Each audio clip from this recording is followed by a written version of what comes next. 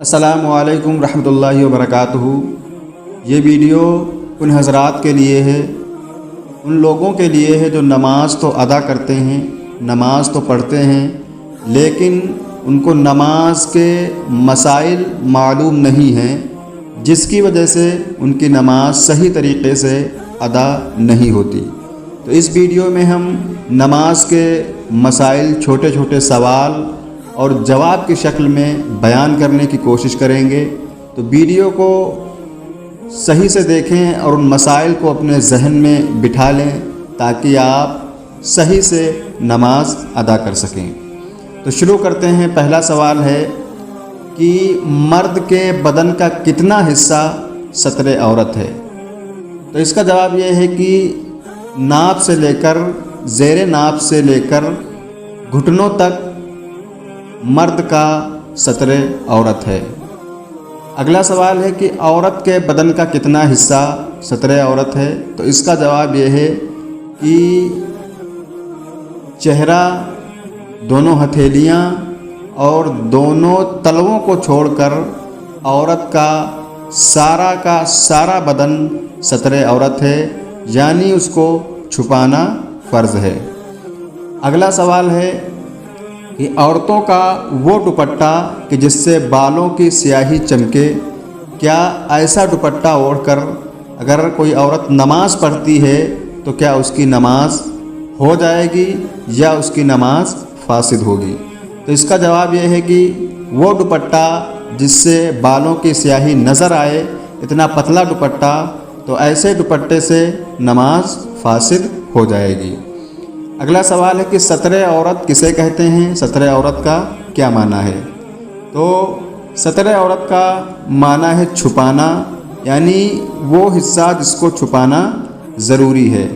نمازی اپنے ستر کو دوسرے لوگوں سے اس طرح چھپا لے کہ اگر اس کی طرف دیکھا جائے تو عام طور سے اس کا ستر ظاہر نہ ہو۔ اگلا سوال ہے، آج کل لوگوں میں ایک غلط مسئلہ رائج ہے کہ اگر تہبند پہن کر کوئی نماز پڑھتا ہے اور اس کے نیچے اس نے انڈر ویئر نہیں پہنی ہے تو کیا اس کی نماز ہو جائے گی یا نہیں ہوگی؟ تو اس کا جواب ہے کہ اس کی نماز ہو جائے گی اور نماز میں کوئی دقت نہیں ہوگی۔ اگلا سوال ہے، اگر وقت سے پہلے ہی نماز پڑھ لی جائے تو کیا وہ نماز ہو جائے گی؟ تو اس کا جواب یہ ہے کہ اگر کوئی نماز کے وقت سے پہلے ہی نماز پڑھتا ہے تو اس کی نماز نہیں ہوگی۔ سوال، کن نمازوں میں قیام کرنا فرض ہے؟ تو فرض اور واجب نمازوں میں قیام کرنا فرض ہے۔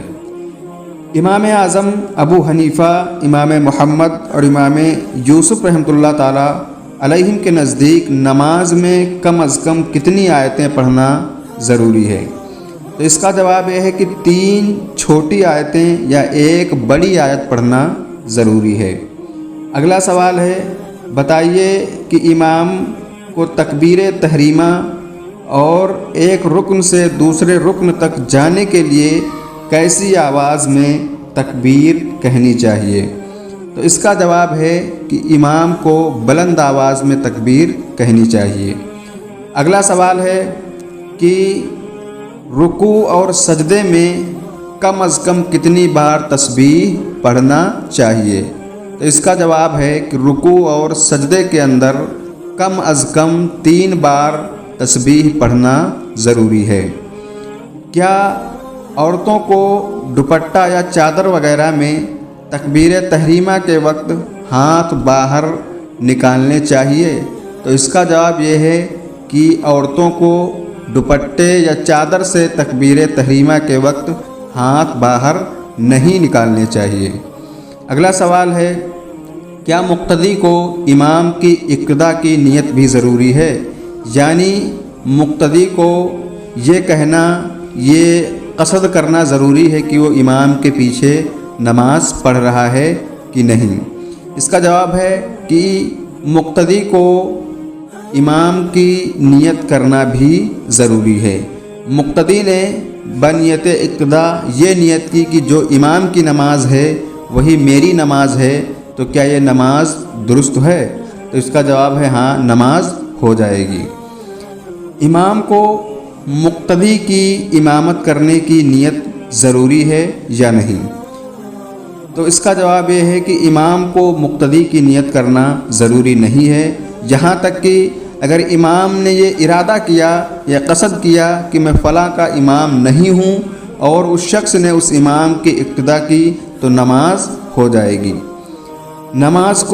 نمازی کو کھڑے ہونے کی حالت میں نظر کہاں پر رکھنی چاہیے؟ تو اس کا جواب یہ ہے کہ نمازی کو کھڑے ہونے کی حالت میں سجدے کی جگہ پر اپنی نظر رکھنی چاہیے۔